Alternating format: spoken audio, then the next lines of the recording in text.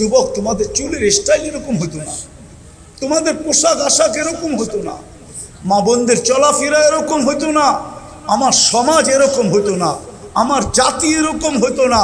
ওই জাতি, আপনারা বাংলাদেশ চিনেন না আমার মতো, আপনারা বাংলাদেশের ইতিহাস জানেন না আমার মতো। আমি 1400 বছর আগের ইতিহাস জানি, আমি 200 বছরের ইতিহাস জানি না। আমার জাতি যারা সাহাবীর হাতে মুসলমান হয়েছে, সর্বপ্রথম বাংলাদেশে 4 সাহাবী আছে।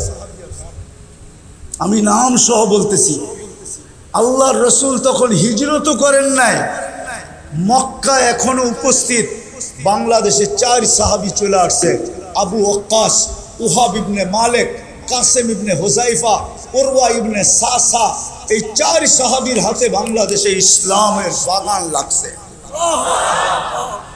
যখন বাগান একটু বিগড়ে গেছে, বাগান যখন আবার আগাছা হইতে শুরু করছে, তখন আল্লাহওয়ালারা বিভিন্ন দিক থেকে আইসা ওই বাগানকে আবার পরিপাটি করে দিছে, যেই বাগান আজ পর্যন্ত সাজানো আছে। আমার জাতি এরকম অবস্থা হতো না। সব বাদেই দিলাম, পোশাক বাদেই দিলাম, আশাক বাদেই দিলাম, চুল বাদেই দিলাম, কাপড় বাদেই দিলাম, 31st নাইট বাদেই দিলাম, ফেব্রুয়ারির 14 তারিখ বাদেই দিলাম, পহেলা বৈশাখ বাদেই দিলাম, সমস্ত কিছু বাদ দিলাম। যদি আমার জাতি একটাও করত, যদি ডেলি আল্লাহ 5 বার ডাকে, কে ডাকে? ও যৌবন, যুবক, তোকে যৌবন কে দিল? কে দিছে? আরে বলেন না জুড়ে। আল্লাহ বললে কোনো ক্ষতি নাই, যতবার আল্লাহ বলবেন 40 নেকি পাইতে থাকবেন। একবার বললে 40, 2 বার বললে 80, 100 বার বললে কত? 4000 নেকি। আর যতবার আল্লাহ বলবে ভিতরটা তত বেশি আলোকিত হবে। কোরআন দিয়া দলিল দিতেছি, দুনিয়ায় যত আলো দেখেন সৃষ্টির ভিতরে, আল্লাহ বলে আল্লাহু নূরুস সামাওয়াতি ওয়াল আরদ, তুই যত আলো দেখস সমস্ত আলো আমার ভিতর থেকে বাহির হয়ে আসছে। বিদায় তুই যত আল্লাহ বলবি তত তোর ভিতরে আলো হইতে থাকবে। আজকে তো আল্লাহ বলতে চায় না, বলেন না কে? যৌবন কে দিছে? পুরুষকে পুরুষত্ব কে দিছে? মানুষ, নারীকে নারীত্ব কে দিছে? ও যুবক, 3য় লিঙ্গ কি এই এলাকায় আসে না? দেখো না, তোমাকে তো 3য় লিঙ্গ বানাইতে পারতো, কিন্তু পুরুষকে বানাইলো। নারীত্ব কে দিল? যৌবন কে দিল? সবকিছু বাদেই দিলাম। ওই আল্লাহ তো ডেলি 5 বার ডাকে। শুধু আল্লাহ যদি ডাকতো তো আমার মনকে বুঝাইতে পারতাম। শুধু আল্লাহ তো ডাকে না, রহমানও তো ডাকে, রহিমও তো ডাকে, মালিকও তো ডাকে, কুদ্দুসও তো ডাকে, সালামও তো ডাকে, মুমিনও তো ডাকে, মুহাইমিনও তো ডাকে, আজিজও তো ডাকে, জব্বারও তো ডাকে, মুতাকাব্বিরুল খালিকুল বারিউল মুসাব্বিরুল গফফারুল কহ্হারুল ওয়াহাবুর রাজ্জাকুল ফত্তাহুল আলিমুল কাবিজুল বাসিতুল খাফিজুর রাফিউল মুইজ্জুল মুদিল্লুস সামিউল বাসিরুল হাকামুল আদলুল লতীফুল খবীরুল হালিমুল আযীমুল গফুরুশ শাকুরুল আলিয়ুল কবীরুল হাফিজুল মুকিতুল হাসিবুল জলিলুল করিমুর রকিবুল মুজিবুল ওয়াসি আল হাকিমুল ওয়াদুদুল মজিদুল বাঈসুশ শাহীদুল হকুল ওয়াকিলুল কবিয়ুল মতিনুল ওয়ালিয়ুল হামিদুল মুসি আল মুবদি আল মুঈদ আল মুহয়ি আল মুমীত আল হাইয়্যু আল কাইয়্যুম আল ওয়াজিদ আল মাজিদ আল ওয়াহিদ الأحد الصمد القادر المقتدر المقدم المؤخر الأول والآخر الظاهر والباطن الوالي المتوالي البر التواب المنتقم العفو الرؤوف مالك الملك ذا الجلال والإكرام المقسط والجامع والغني والمغني المانع الضار النافع النور الهادي البديع والباقي الوارث والرشيد الصبور جل جلاله 99 পদের মালিক আল্লাহ ডাকে, তারপরেও তো আসে না। নামাজের জন্য তো ডাকে না। আমরা জানি আমাদের নামাজ কি, কি জানি না আমাদের নামাজ কি? জানেন তো না? জানি না? হ্যাঁ, এই মজলিসে কয়জন আছে আলেমদের কাছে যায়া নিজের সূরা কেরাতকে সত্যায়িত করে আনছে যে আমার সূরাটা শুনা দেখেন আমার সূরা সহি কিনা। এই মজলিসে কয়জন আছে আলেমদের কাছে যে সূরা সত্যায়িত করছে? আল্লাহ আসলে নামাজের জন্য এই উম্মতকে ডাকে না, আল্লাহ তো জান্নাতের চাবি দিতে ডাকে, চাবি। বিশ্বাস হয় না? এই যে মাদ্রাসার ছেলেরা আছে জিজ্ঞেস করেন, মক্তবে যখন পড়ছে তো 3 নম্বর হাদিস হইল মিফতাহুল জান্নাতি সালাত, জান্নাতের চাবি হইল নামাজ। আল্লাহ তো চাবি দিতে ডাকে, আল্লাহ তো সম্মানের মালা পড়াইতে ডাকে। মান যারা বাইতি ওয়াজাবা আলাল মাজুর আন ইউকরিমা যায়ের। মসজিদে পা দিতে দেরি, আল্লাহ সম্মানের মালা পড়াইতে দেরি করে না। ও যুবক নামাজের জন্য ডাকে না, তুমি যখন সেজদায় যাবে তো তোমাকে দেখায়া ফেরেশতাদের উপরে গৌরব করার জন্য ডাকে।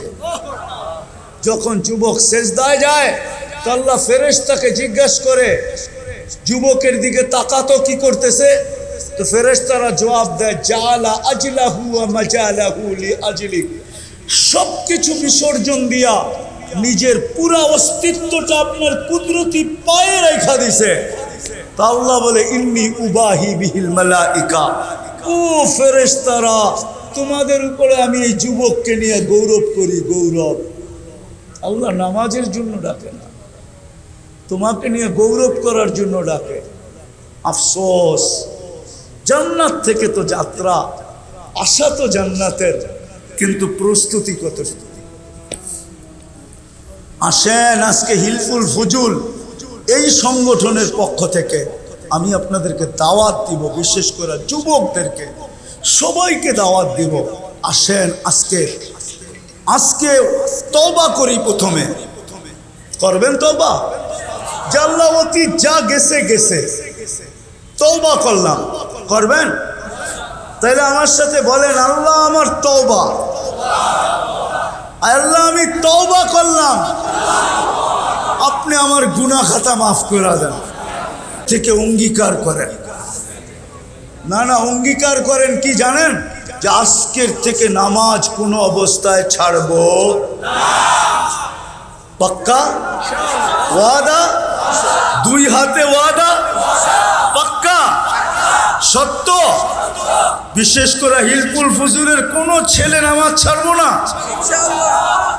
বরং হিলফুল ফুজুলের যুবকদেরকে আমি বলবো তোমরা দায়িত্ব নাও, দায়িত্ব নাও। আমার কথা শোনেন কিন্তু ভালো মতে বোঝেন। আমরা যতই চিৎকার দিই না কেন, আমাদের বিজয়ের পালা আসতে অনেক দেরি। কেননা মুসলমানের বিজয়ের পালা ওই সময় শুরু হবে যেই সময় ফজরের নামাজ আর জুমার জামাত, ফজরের জামাত আর জুমার জামাত সমান হবে, সমপরিমাণ লোক হবে মসজিদে। ওই দিন মুসলমানের বিজয়ের পালা শুরু হবে। বিশ্বাস না হলে আমার কাছ থেকে রেফারেন্স নিতে পারেন। ইহুদিদের কিতাবে এখনো লেখা আছে যেদিন মুসলমানের জুমার জামাত আর ফজরের জামাত সমান হবে ওই দিন মুসলমানের বিজয়ের পালা শুরু হবে। চিৎকার দিয়া দুনিয়া জয় করা যাবে না। এই জন্য আমি হিলফুল ফুজুলের যুবকদেরকে বলবো, আমরা তো নামাজ পড়বো, আমাদের মহল্লার প্রত্যেক ব্যক্তিকে আমরা নামাজি হাতে পায়ে ধরে বানাবো, জোর করে না। ইনশাআল্লাহ আপনারাও বানাবেন? পাক্কা? কে কে বানাবেন যে ডেলি আমি একজনকে হাতে পায়ে ধরে হলেও মসজিদে আনবো? পাক্কা? নামান আল্লাহ আপনাদেরকে কবুল করুন। আজকের থেকে নামাজ। দ্বিতীয় কথা হলো যুবকদেরকে বলবো পায়ে হাত দিয়া। আমি দুনিয়া ঘুরা বলতেছি, আমি অহংকার করে বলতেছি না। দুনিয়াতে একটা উন্নত দেশ দেখা আমার বাকি আছে, একটা, সেটা হলো নিউজিল্যান্ড। আমি এখনো যাই নাই। দোয়া করেন যাতে অচিরেই যেতে পারি। আমিন বলেন, আমিন জোরে বলেন। বাকি সব দেখা শেষ। কোরিয়া আমার 103 নম্বর দেশ ছিল। আমি দুনিয়া ঘুরা বলতেছি, তোমাদের পায়ে হাত রেখা, যতই তুমি ওদের রঙে সাজো না কেন, ইউরোপে যাইতে হলে 30-40 লাখই দিতে হবে, আমেরিকা যাইতে হলে 50 লাখই দিতে হবে, বিভিন্ন দেশে যাইতে হলে দালালের মাধ্যমে যাইতে হলে মোটা মোটা অঙ্ক দিতে হবে। তোমার চেহারা দেখা কত এমবেসি তোমাকে ভিসা দিবে না, কেননা ও জানে তুমি মুসলমান। তুমি কি বলবেন, ও কিভাবে জানলো? আমার চেহারা তো ওর মতোই, আমার চুলের কাটিং তো ওর মতোই, আমার গেঞ্জি তো ওর মতোই, আমি প্যান্টও পরছি 3/4 ওর মতোই। আমাকে চিনাইতে হবে না, আমি দুনিয়ার 103টা এমবেসি দেখছি। আমি জানি আমার দেশের মানুষ এমবেসিতে কি সাজে ওঠে, আমি চিনি নারীরা ওঠে কিভাবে, পুরুষরা ওঠে কিভাবে, আমি চিনি। ওদের সাজে সাজলে তোমাকে কোনোদিন ভিসা দিবে না, তোমাকে লম্বা টাকা খরচ করে তোমাকে ওই দেশে হাতের তালুতে জান রাইখা তারপরে তোমাকে পাড়ি দিতে হবে। আমি চিনি, হাজারো মানুষ চিনি যারা মেক্সিকোর জঙ্গল দিয়ে আমেরিকাতে ঢুকছে, হাজারো মানুষ চিনি আমরা। আমি যারা লিবিয়ার থেকে ইঞ্জিন চালিত নৌকা দিয়ে ইউরোপে ঢুকছে, তুর্কির বরফের পাহাড় পাড়ি দিয়া যারা ইউরোপে গ্রিসে ঢুকছে, আমি হাজারো মানুষকে চিনি, হাজারো যুবককে চিনি। বলো যুবক, ওদের রঙে রঙিন হওয়ার পরেও যখন তোমাকে ভিসা দেয় না, তোমাকে এত টাকা খরচ করা যাইতে হয়, তাহলে তুমি ওদের রঙে রঙিন হইলেই বা কেন? তোমার পায়ে হাত দিয়া বলি, ছাড়ো, আসো আজকে অঙ্গীকার করি, ওই রসুলের রঙে রঙিন হই। 4টা জিনিস দেখাবো, যদি তোমাদের দিলে লাগে যে 23 বছর জীবনে কোনোদিন চোখের পানি তোমার আমার জন্য শুকাইতে দেয় নাই। জিবরিল মিকাইল জিজ্ঞাসা করছে, আপনাকে যখন দেখি কাঁদেন কেন? বলছে, আমার উম্মতের জন্য আমার চোখের পানি শুকায় না। যে রসুল তোমাকে যে আরশে ভুলে নাই, মৃত্যু লগ্নে যিনি চোখের পানি ছড়াইতে ছড়াইতে যেতেছিলেন, জিবরিল জিজ্ঞাসা করছে, এখন কাঁদেন কেন? এখন তো খুশির ব্যাপার, আল্লাহর সান্নিধ্যে চলে যাবেন। বলছে, জিবরিল তোমার কথা সত্য তো বটে, কিন্তু আমার তো চোখের পানি থামে না। বলছে, কেন? বলছে, ফামান লিবাদিলি উম্মতি, আমার পরে আমার উম্মতকে কে দেখা রাখে? আমার মনে হয় আপনাদের দিলের ভিতরে দিল নাই, পাথর হয়ে গেছে পাথর। যে রসুল এখনো কবরে কাঁদে, আমি পুরা টিম এইখানে নিয়ে আসতে পারি, পুরা জামাত যারা স্বপ্নে দেখছে আল্লাহ রসুল কাঁদতেছে, সবাই এক স্বপ্নে দেখছে। বলছে, কাঁদেন কেন? বলছে, আমি আমার বাংলাদেশের উম্মতের জন্য কাঁদি। কখনো বাংলাদেশের উম্মতের জন্য কাঁদে, কখনো পাকিস্তানের উম্মতের জন্য কাঁদে, কখনো ইন্ডিয়ার উম্মতের জন্য কাঁদে। মুসলমান যে যেখানে আছে সবার জন্য কাঁদতেছেন এখনো কবরে। আবুল সামরকান্দি রহমতুল্লাহ আলাইহি লেখছেন, কবর থেকে উঠবে ওহুয়া ইয়াবকি, কবর থেকে উঠবে কানতে কানতে উঠবেন, আর বলবে, জিবরিল আইনা উম্মতি, ময়দান তো খালি দেখি, যেদিকে তাকাই খালি আর খালি, আমার উম্মত কোথায় চলে গেল? তো জিবরিল আলাইহিস সালাম সান্ত্বনা দিবে, জমিনের উপরে এই পর্যন্ত কেউ ওঠে নাই, না কোনো নবী, না কোনো রসুল, না কোনো উম্মত, না আপনার উম্মত, আপনাকে প্রথম উঠানো হয়েছে, উম্মত ওঠে নাই। শান্ত হন, আল্লাহ রসুলকে নিয়ে যাওয়া হবে মাকামে মাহমুদে। আমার জাতি তো একটা চেয়ার পাওয়ার জন্য, তাও ইউনিয়ন পরিষদের চেয়ার, তাও একটা ওয়ার্ডের চেয়ার পাওয়ার জন্য জান দিতে রাজি, নিতেও রাজি, এমনকি ইমান পর্যন্ত দিতে রাজি। না রাজি না? বানায় বোঝেন না, ঠিক না? আল্লাহ রসুলকে মাকামে মাহমুদ দিবে, কিন্তু বসবে না। আল্লাহ বলবে, কেন বসবেন না? উনি 2টা যুক্তি দিবে, আমি একটা শোনাই। বলে, আমি উম্মতকে বলে আসছি হাউজে কাউসারে অপেক্ষা করব। আমি যদি বসলাম আর উম্মত যদি অপেক্ষা করলো, তাহলে আমার অঙ্গীকার ঠিক হবে না। আমি হাউজে কাউসারে চলে যাব, উম্মত যেন আমার অপেক্ষা না করতে হয়, পিপাসা নিয়ে আসতে দেরি, আমি নিজের হাতে পান করাইতে দেরি করব না। চেয়ারে বসবেন না, ওইখান থেকে হাঁটা শুরু করবেন। আল্লাহ বলবে তারপরে বসেন, বলে তারপরও বসবো না, কেননা আমি হাউজে কাউসারের পরে মিজানের কাছে ছুটে যাব। যদি পাল্লা সামনে না ঝুঁকে, আপনি আমাকে অঙ্গীকার দিছেন সালতো তা সাফি তু সাফা, আমি চাইলে নাকি দিবেন, সুপারিশ করলে নাকি মঞ্জুর করবেন। পাল্লা যদি সামনে না ঝোঁকে তো আমি ওইখানে চাওয়া শুরু করব, ওইখানে দাঁড়াই সুপারিশ শুরু করব। আপনি বলছেন আমাকে লজ্জিত করবেন না, আমি চিৎকার দিতে শুরু করব। এখনই তো ঘোষণা হবে অমুকের উম্মত, নাম এটা, বাপের নাম এটা, অসফলতা অর্জন করছে, দুযোগের অধিকারী হয়ে গেছে। সারা দুনিয়ার উম্মতরা জানবে আমি আমার চেহারাকে কেমনে দেখাবো। ওইখান থেকে আমি মিজানে ছুটা, পুলসেরাতে ছুটা যাব। যদি উম্মত পার না হইতে পারে তো আমি দুরুদের গাঠটি মাথায় দিয়া পার করা দিব। ও যুবক, যে রসুল তোমার জন্য এতটুকু শোনাইলাম করলো, আসো আজকে অঙ্গীকার করি, অঙ্গীকার করি যে আজকের থেকে আর বিজাতির আদর্শকে আদর্শ বানাবো। পাক্কা ওয়াদা? বিজাতির আদর্শ থেকে তওবা করলাম, তওবা। পাক্কা? বিলকুল। নবীর আদর্শকে আদর্শ বানাবো। নবীর একটা আদর্শকে তুমি সঙ্গী বানাও। চলো চুল কাটাটাই সঙ্গী বানায় নাও, যে আমি আজকের থেকে নবীর আদর্শে চুল কাটবো। একটা কিছুকে আদর্শ বানায় নাও। আমি তো মাঝে মাঝে ভাবি, যে উম্মতকে দাড়ি দিল জান্নাতে যাওয়ার জন্য, ওই উম্মত দাড়ি কাটে কি করে? আমাদেরকে দাড়ি দিয়েছেন জান্নাতে যাওয়ার জন্য, বিশ্বাস মনে হয় না? ওই হাজি যে মদিনা গেল, ও দাড়ি ছাড়া মদিনা যায় কি করে? আমার তো যোগ বিয়োগ মিলে না, যে মদিনা দাড়ি ছাড়া যায় কি করে? কেননা রওজার সামনে যখন দাঁড়াবে, ও দেখুক আর না দেখুক, রসুল তো দেখবে, আল্লাহর রসুল তো দেখবে। দাড়ি ছাড়া যদি দেখা চেহারা ফিরে ফেলে, ওর ভিতরে তো ভয় থাকা উচিত যে আমি দাড়ি ছাড়া যাই কি করে। আবার মদিনা দেখার পরে দাড়ি কাটে কি করে?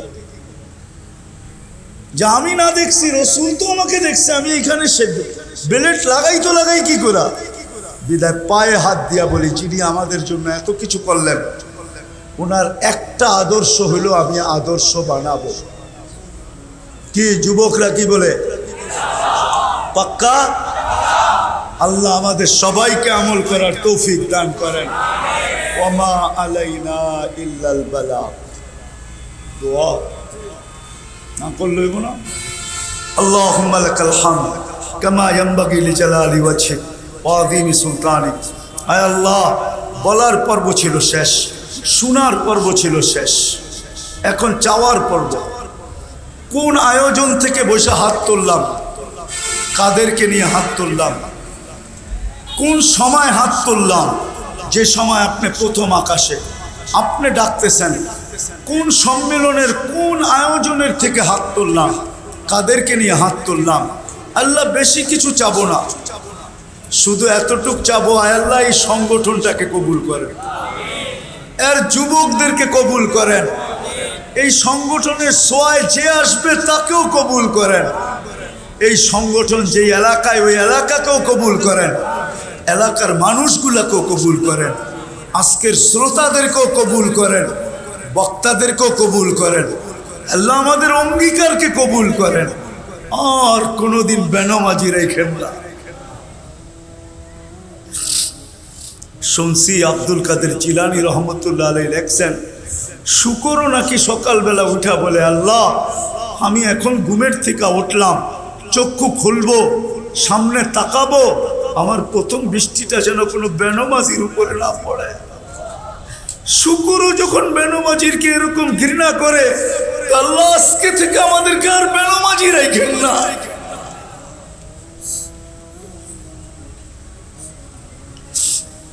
আল্লাহ যার যে পেরেশানি আছে দূর করে দেন, প্রয়োজন আছে মিটায়া দেন, অসুস্থ আছে শেফায়ে কামেলা আজেলা দায়েমা মুস্তামিরনা নসিব করেন। আয় আল্লাহ হিলফুল ফুজুল আয় আল্লাহ এই যুবকদের আয়োজনের উসিলায় এদের আত্মীয় স্বজন, আমাদের আত্মীয় স্বজন, শ্রোতাদের আত্মীয় স্বজন, এই এলাকার মানুষ যারাই কবরে শায়িত আছে, এই দুনিয়ার মাটির নিচে যারা যারা বরাবর ঈমান নিয়ে চলে গেছে, জিন হোক আর ইনসান হোক, আল্লাহ সবাইকে মাফ করে দেন, সবার কবরকে জান্নাতের বাগান বানায়। বিশেষ করে আমাদের আব্বা আম্মা যাদের নাই, আব্বা আম্মাকে মাফ করে দেন, কবরকে জান্নাতের বাগান বানায় দেন।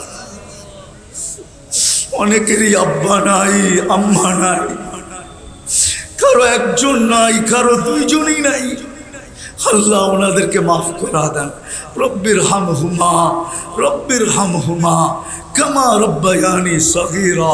আল্লাহ আবারও বলতেছি, এই সংগঠনকে কবুল করেন, এই সংগঠনের যুবকদেরকে কবুল করেন, সাহায্যকারীদেরকে কবুল করেন, সহানুভূতিকারীদেরকে কবুল করেন, এরকম কবুল করেন যেরকম আপনার হাবিবেরটা কবুল করছেন। আয় আল্লাহ এই যুবকদেরকে মদিনার সাহাবায়ে কেরামের জমানার যুবকদের মতো বানায় দেন, এদের এক একটা সাথীদেরকে এরকম বানায় দেন। আয় আল্লাহ ফিলিস্তিনকে জয়যুক্ত করে দেন, আমাদের দেশটাকে আল্লাহ আপনি হেফাজত করেন। যাদের জন্য এই আয়োজন, আয় আল্লাহ যাদের জন্য লেখাই আছে শহীদ, শহীদের জন্য আর কি দোয়া করব। আল্লাহ এতটুকু দোয়া করতে পারি, শহীদ তো মরে না, শহীদ তো জীবিতই থাকে। শহীদের জন্য আর কি দোয়া করব, শহীদ তো মরে না, শহীদ তো জীবিতই থাকে। আল্লাহ এতটুক বলবো, শাহাদতের যত বড় উচ্চ মর্যাদা হইতে পারে, আয় আল্লাহ এদেরকে আপনি নসিব করেন, এদেরকে আপনি নসিব করেন, এদেরকে আপনি নসিব করেন। এদের শাহাদতের বদৌলতে আল্লাহ কমসে কম এই লাল সবুজের পরিধির ভিতরে যত উম্মতে মুসলিমা ইনসান এবং জিন বাস করে, আল্লাহ সবাইকে এদের শাহাদতের উসিলায় আমাদেরকে মাফ করে দেন, এদের সাথে আমাদেরকে সম্মিলিত করেন, এদের মাকামের সাথে আমাদেরকে সম্মিলিত করেন। যা চাইলাম তাও দেন, যা চাইতে পারলাম না তাও দেন। আল্লাহ এই মাহফিলকে তা কিয়ামত পর্যন্ত কায়েম আর দায়েম রাখেন। আল্লাহ যত ধরনের নেক কাজ হুজুর রাসূলুল্লাহ সাল্লাল্লাহু আলাইহি ওয়াসাল্লাম হিলফুল ফুজুলের মাধ্যমে করছেন, আল্লাহ সমস্ত নেক কাজ এই সংগঠনকে করার তৌফিক নসিব করেন। আর আপনি এদের সহযোগিতা আল্লাহ কুদরত দ্বারা করেন, কুদরত দ্বারা। ওয়াসাল্লাল্লাহু তাআলা আলা খায়রি খালকিহি মুহাম্মাদিন ওয়া আলিহি ওয়া সাহবিহি আজমাইন বিরহমাতিকা ইয়া আরহামার রাহিমিন। দয়া করে কো মুসাফানা।